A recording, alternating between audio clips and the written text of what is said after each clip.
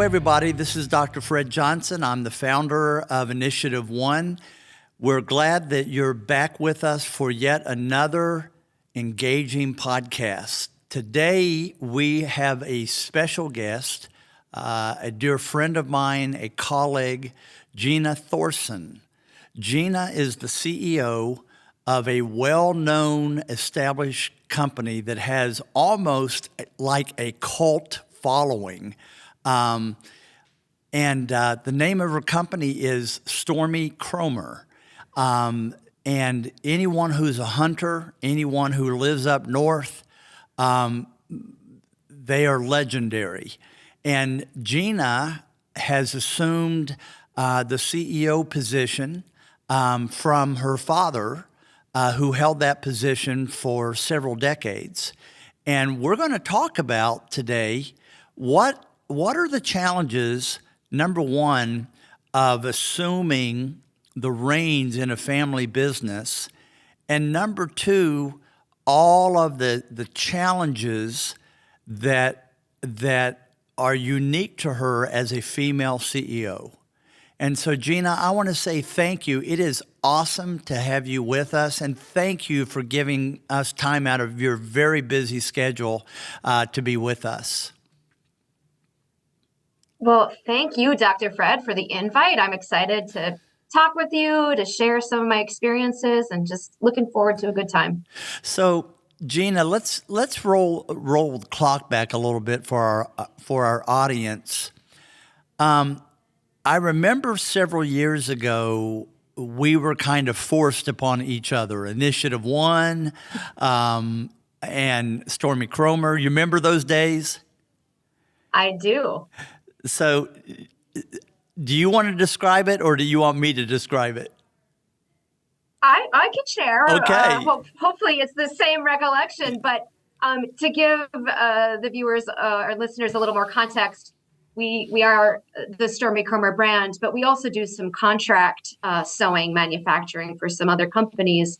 And at the time that Fred is referring to, we had lost a major customer, and we're just going through all of the business and financial challenges that go along with losing your largest customer, and one you had literally for decades.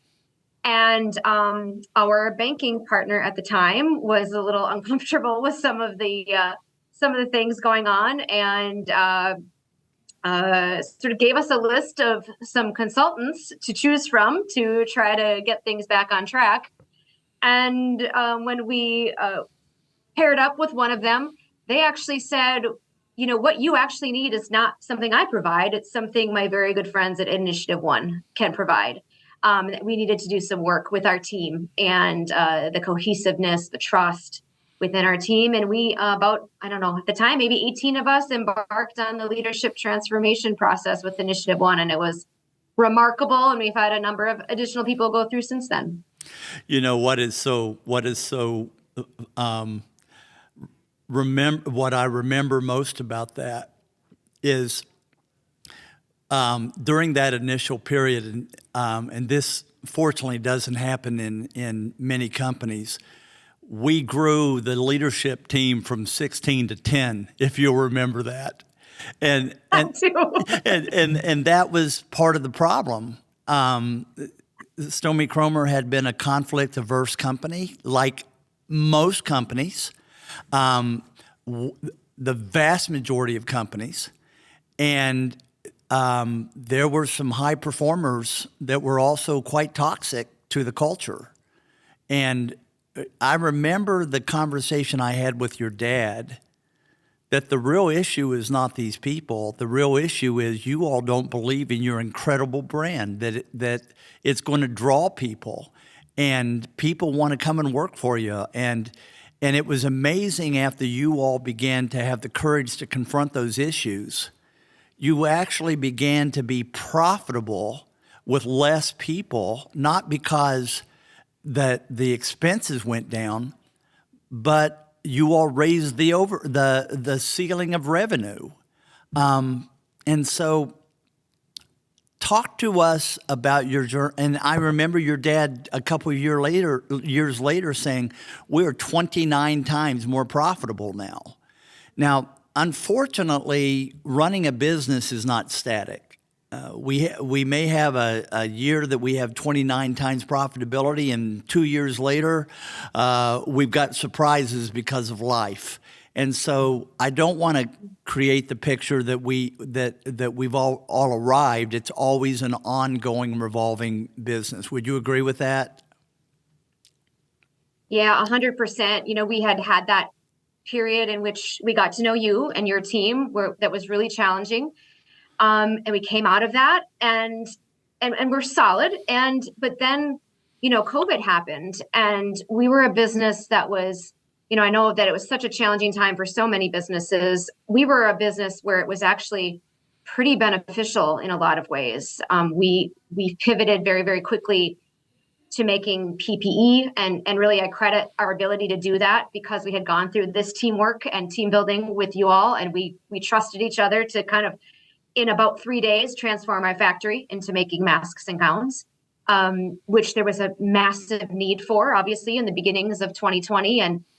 And then there was this surge in the outdoor industry, and people wanting, feeling like being in the outdoors was the only place they could be safely. And people were sitting at home and they weren't going to restaurants, and they were using some of that money to shop online. And we had 2 extremely high growth years in 2020 and 2021.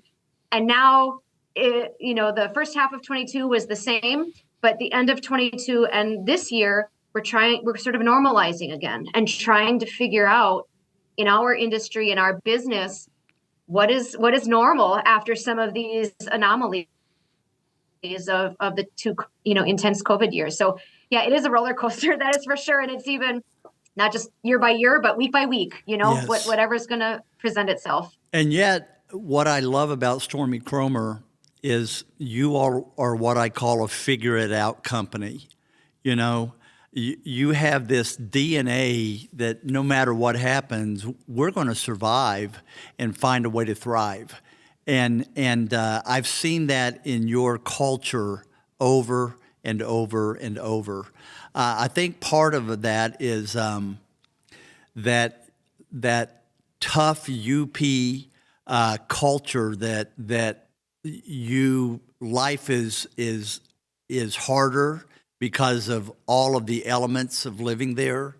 But you all are a company that's rugged. I mean, you just figure it out. So recently, what was it, 2 years ago that you took over the CEO reins from your dad? Was it that long ago? It was about 18 months ago. Okay. It was a year ago, June. Okay. Yep. So whenever there's a leadership change, and then you add the dynamics of family and someone that this has been his baby, lots of interesting challenges. What have you found were unanticipated surprises being a new CEO in that role? Anything that was an important learning key for you?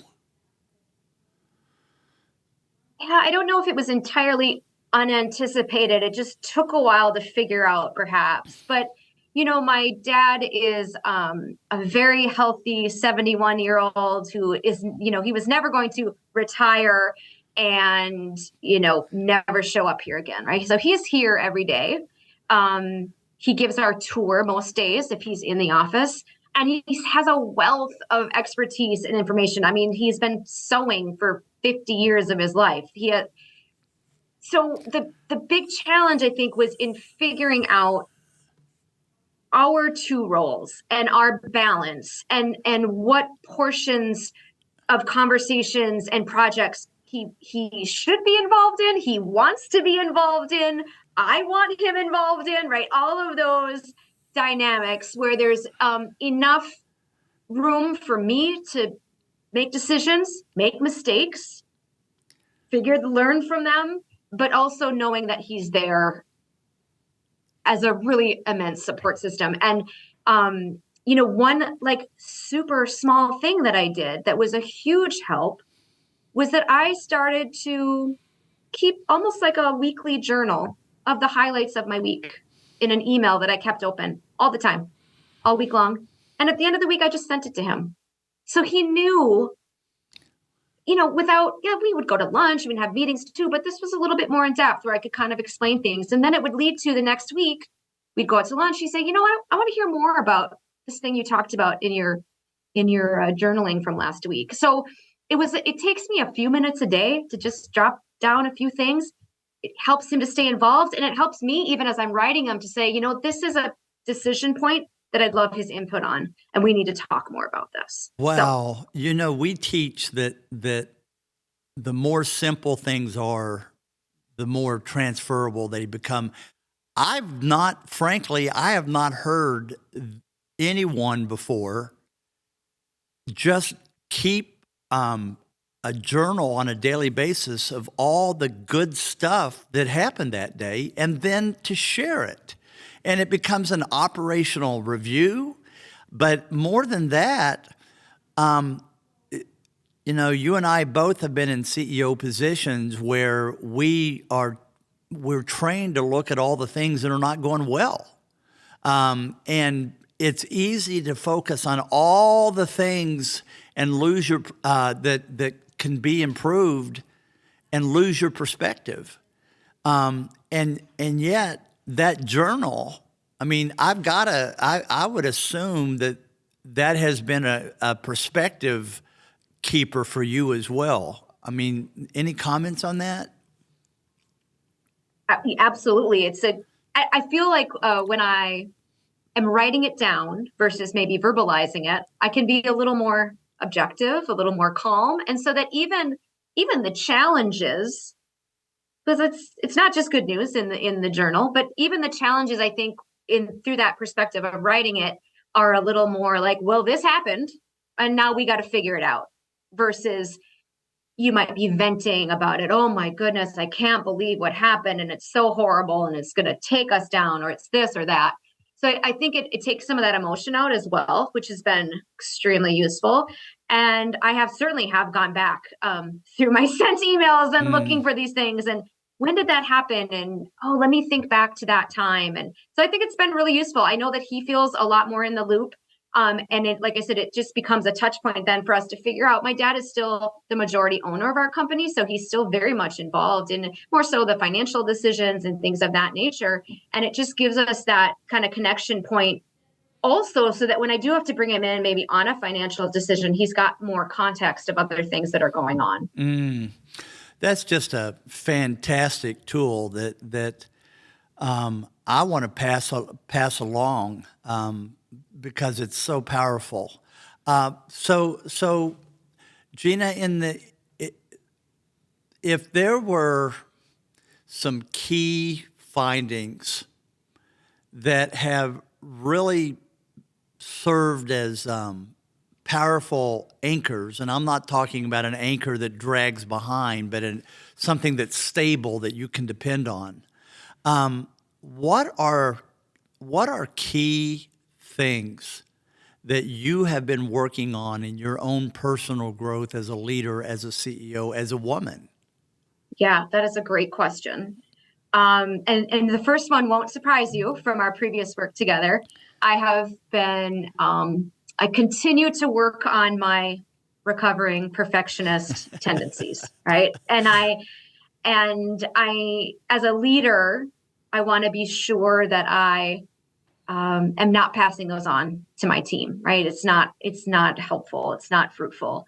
And also having a perspective that not everyone has that mindset, and not everyone thinks about things in this is either an A+ or it's an F, right? And that is where I go to naturally. So I'm thinking, I've been working a lot on that. I work and getting okay with accepting sometimes being minus work is okay sometimes, right? Depending on how important it is to the organization. So perfectionism is certainly one.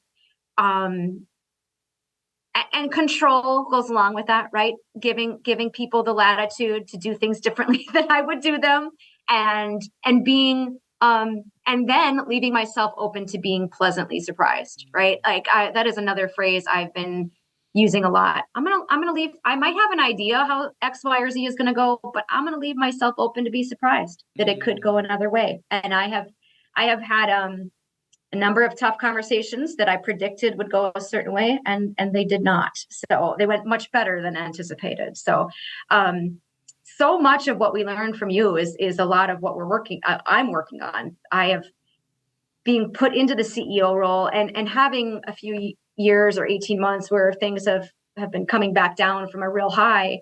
There have been a lot of tough conversations, right? And that is, you were totally right earlier saying that we have been a very conflict averse organization. And I think that my leadership in being okay, I'm just going to say okay with having those conversations. I still hate them. Yeah. And I still sometimes feel like literally physically ill doing them. But building up the confidence that I can get through it. And that I know I'm sharing as an example. I've had some situations recently where I wasn't the one who had to have some of the uncomfortable conversations. Our team is growing in such a way in their confidence that they're able to have those without me sitting in the room or without me leading it. And that is a wonderful, I think, testament to the work we've been doing as an organization. And that it's a long haul, right? Like some of these things take a while to come to fruition, and there's a real evolution, I think, going on with our team, and it's been fun to watch. Wow. As I listen to you, there's no one that can't identify with what you just brought up. I mean, as you're talking, I went, yep, I deal with that too. Yep, I struggle with that too. In fact, I'm so good at teaching people this because I screw up in it so much. You and I are both twins when it comes to perfectionism. We've talked about that perfectionism is an addiction to order, and that if there's anything that's out of place, it's either all great, or you talked about that dualistic thinking. It's all great or it's all terrible. And the challenge with perfectionism, it's never quite enough. And as you alluded to, we can transfer that onto our people to the point that they feel they can't win. So for me, I'm always saying, you got to trust your people. You got to trust your people. But what I also love is that you don't just say you got to trust your people. You're also mentoring your people. And that involves those kind, direct, respectful conversations that you would rather not have, but you need to have out of kindness. Absolutely. And you need to have to raise the bar to achieve the next level of great things in your company. The other thing that went along with our culture in terms of, avoiding that conflict, we were really poor at holding people accountable, right? And again, not in a gotcha kind of way, but in a, hey, all, these are the standards. We want to empower you to meet them, and we're going to talk about it when you don't and figure out what we can do to get there, right? Yeah.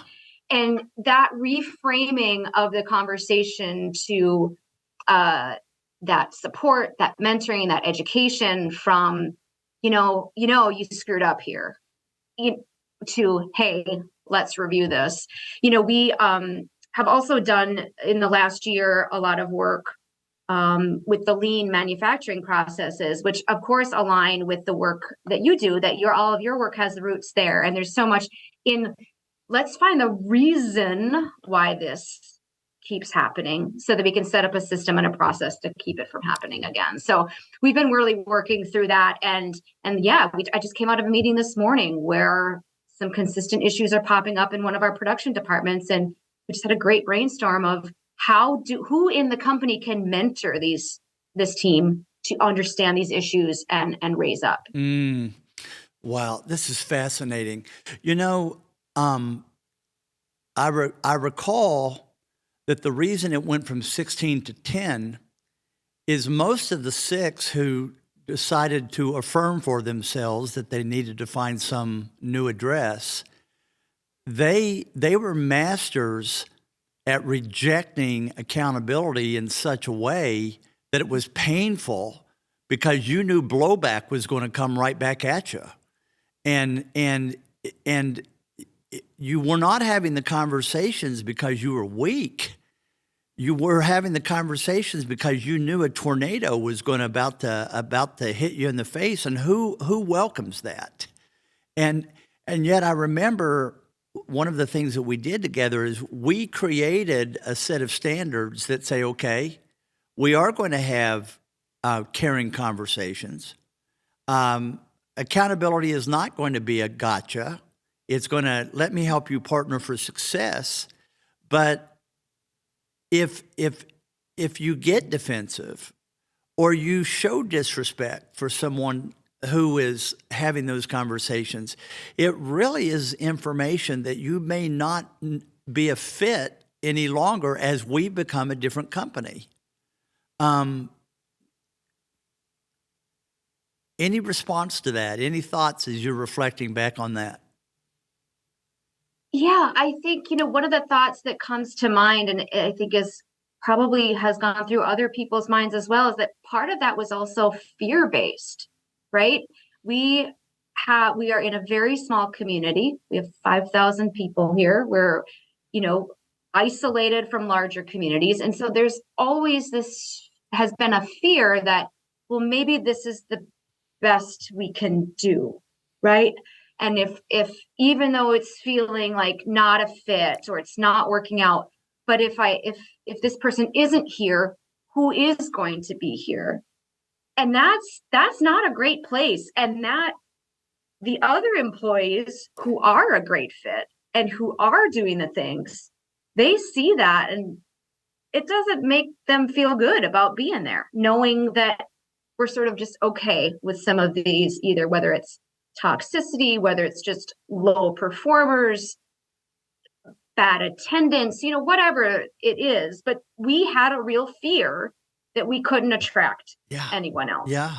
And we have definitely, we have gotten over that. We are still 100% relationship-based people, and we employ people in a small town, and there's all kinds of ramifications to that with families. And we have so many family members, where we have a husband and wife who work here, or a mother and a son, or whatever. So there's all of that to factor in. But at the end of the day, we have to make the right decisions for our company, for our high-performing employees, right? And for the future. And sometimes that means that someone's just not a fit. And I think we've gotten to the point where we're okay if that means that spot might sit vacant for a little while until we find the right person. And yet, what was so cool is those 10, because they gained such appreciation and respect for you and your dad handling those issues, they pulled together, and those 10 had far more productivity than the 16. And we tell people all the time, the more drama that you have, the more people that you need. But yet at the same time, when you reduce drama, you create an environment that you can get to the work. And so I think that I can't recall a better example of how productivity and morale go up when leadership tackles those conversations that we would rather not deal with. You guys are a poster child for that. Yeah, I take a deep breath. It's not easy, but oh man, it never gets easy, does it? No. I keep thinking, well, after I tackle this conversation, I'll be a pro at it. And I won't get all these feelings inside anymore. And then what happens? Like, well, after this one, I'm going to have it. I'm going to be. But someone kindly reminded me recently that that it would be more worrisome if I didn't have some feelings about these conversations. That's right. That would spark a little bit more concern. So let's just say you wouldn't necessarily want to be the person that we would want to hang out with on Friday night. that's right. You know, this is so good. I was thinking about a question that I wanted to ask you, and I just lost it. Any other, you talk about raising the bar. What has the thinking of the team had to change as you raise the bar above what worked for you in the past? Because past thinking still built a legendary brand.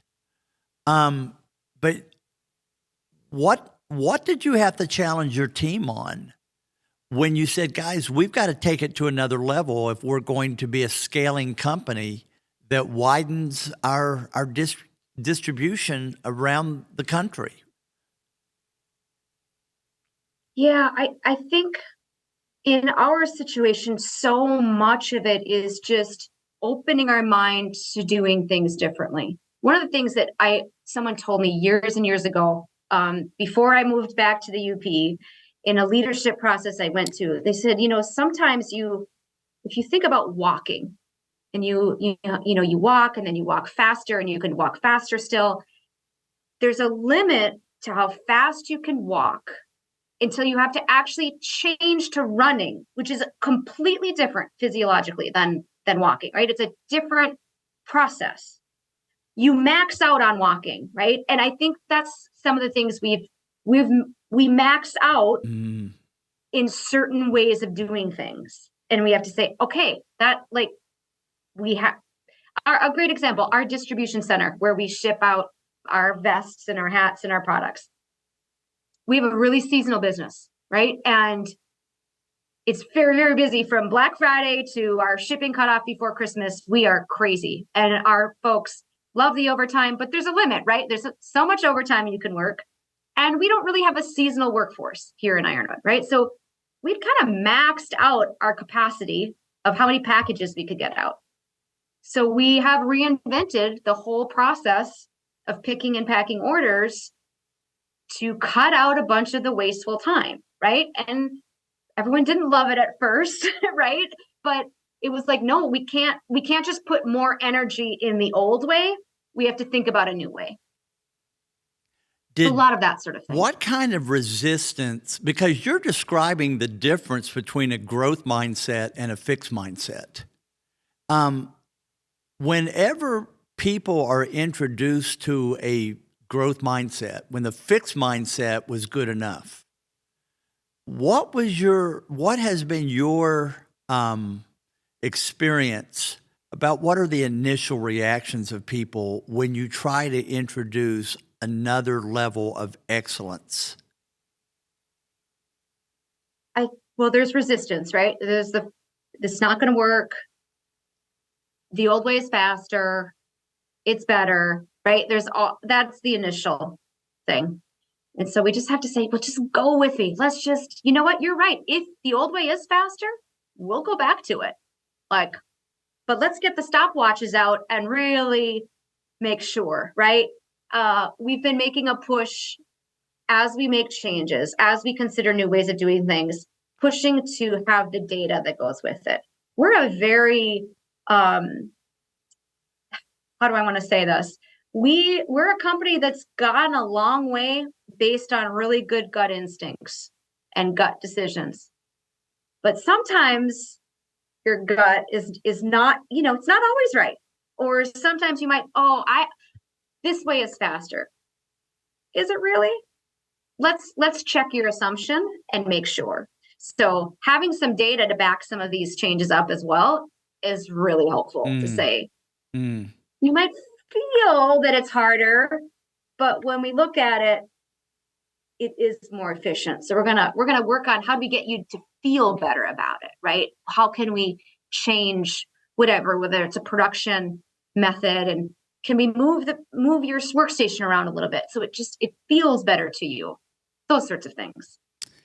So it really is instilling an ongoing environment that there's nothing that we can't look at, experiment with.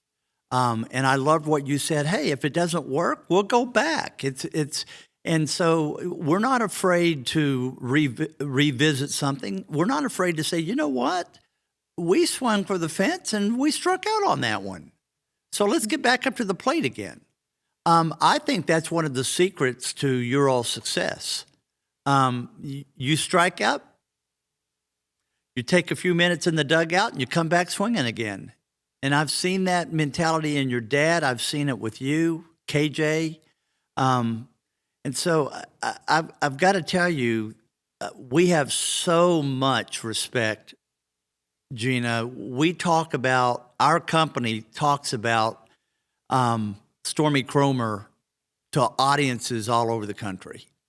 And, here you are, one of the most highly esteemed leaders in the state of Michigan. You're on all kinds of governing boards and selected by the governor. And you know what you're doing.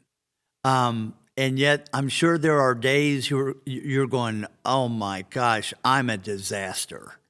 Do you have those days, even though the data does not suggest that you're a disaster? Oh my goodness, you're just making me laugh, Fred. Oh, I can't tell you how many times in the last 18 months, even though I had been working, we had this like long transition plan to me being CEO. I have plenty of days where I'm like, oh man, was this a bad idea? And do I have what it takes? Do I have what it takes to run a sewing factory in 2023 in the US, competing with gigantic multi-billion-dollar companies? Absolutely, I have doubt every day, and the classic imposter syndrome.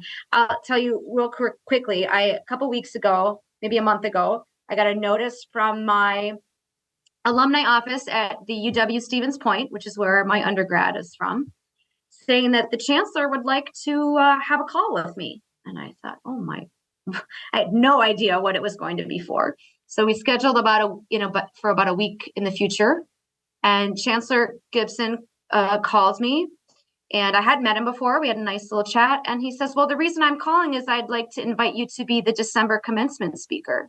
We think your story of a female leader, family-owned business, and would be very inspiring to our students.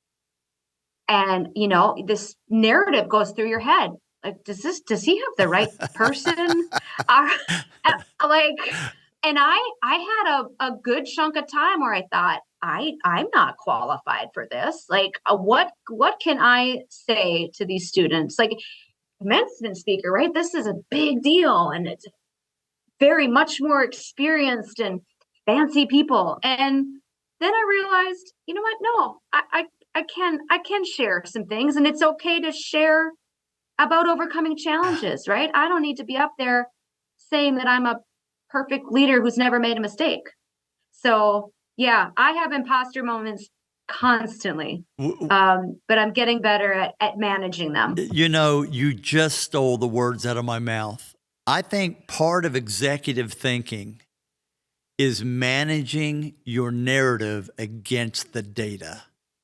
One of my favorite sayings is, where's the proof?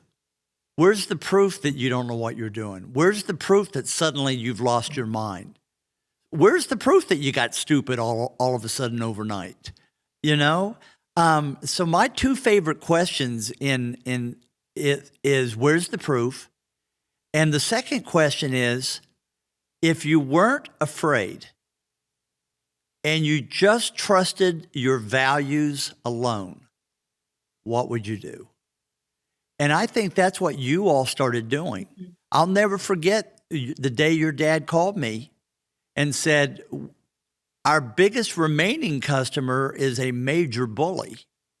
And they were basically running your company because they were squeezing the life out of you with small margins. And you all thought you had to take it. And I'll never forget the conversation that your dad said, "Oh my gosh, but if they leave, who's going to take their place?" And I said, "Bob, two things. Do you believe in what you've built? Number one. And if you weren't afraid, what would you do?" And a week later, he calls me and said, "I had the conversation and it's stressful, but looking back, that was one of the best decisions he ever made." So as we close, if you could give one or two pieces of sage advice to young female leaders who are still, unfortunately, in a world that has male bias, and that, as I've heard many female leaders, I don't even like to use the word female leaders because it sounds like, well, that's the B team. You are one of the best leaders that we know, period. What advice would you give that a couple pieces of advice that have been especially helpful for you? The first thing I would say is to find a leader that you admire, that you respect, and ask them to be your mentor. And sometimes that might be within your organization. It might be outside of your organization. It might be with a community organization. In my early part of my career, I had the amazing privilege to work for a nonprofit organization, actually, that was mostly female, not entirely, but mostly female, and had a handful of incredible female leaders that I just soaked up everything I could out of how they conducted themselves and how they navigated, like you said, in a world where sometimes they weren't as respected as they ought to have been, right? And I have found that people are happy to be a mentor. People are happy to give you that advice. They just need to be asked. So one, I would look for a mentor. Second, when I look back at some of the earlier parts of my career, I was put in positions of leadership pretty early. And I was young, and I had these imposter moments, and I had times where I sat around and I said, well, I'm getting this input, and there's this person giving me input on this decision, and he has all these years of experience, far more than me. What he's saying doesn't really feel right, but he must be right because he has more experience, right? And there's a few times where I made decisions that didn't sit right with me, but I was influenced by someone else's, usually someone older's, experience and input. And I should have trusted myself. And like you have said, stayed true to my values. I'm not saying there is so much to learn from people who have different and more and other experiences than you have. And I am a huge advocate of lifelong learning. But if it's not feeling right to you, if your gut is telling you that advice, not that it maybe is bad, it's just not right for you or your situation, listen to that. Pay attention when you're inside and your inner self says, I don't think that's the way to go. So, I have had those times that everything inside of me said, don't do it. Don't do it. You're not comfortable with it. And then you overrode that and then go, what was I thinking? And what sage advice. Gina, it has been an absolute delight reconnecting with you as my friend and colleague.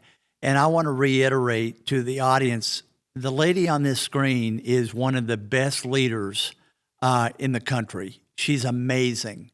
And don't let her fool you. She knows what she's doing. And just like myself, Gina has those 2.7 moments too. We just don't want them to become 2.7 months. And Gina, your vulnerability just it is always amazing to me. And that's why you're so respected, and beloved. And I don't want you to ever lose that. It has been great to see you. It's been awesome talking with you, Fred. Thank you so much. You're welcome. And to the audience, thank you for tuning in with us. I want to remind you, if you've enjoyed this podcast, hit the like button as we continue to build our followership. We also hope that your team will join us for our monthly think tank on Fridays. I believe our next one is December the 8th. We're going to be talking about raising your production by lowering drama. And we hope you'll join us. We have a new book coming out in about 3 weeks, and lots of cool things going on. And lastly, I want to say again to Gina, thank you for giving us your time, your wisdom, and to the rest of you, we wish you very happy holidays, and we hope that you have a terrific week. Thanks again, Gina. Thank you so much, Fred. Take care.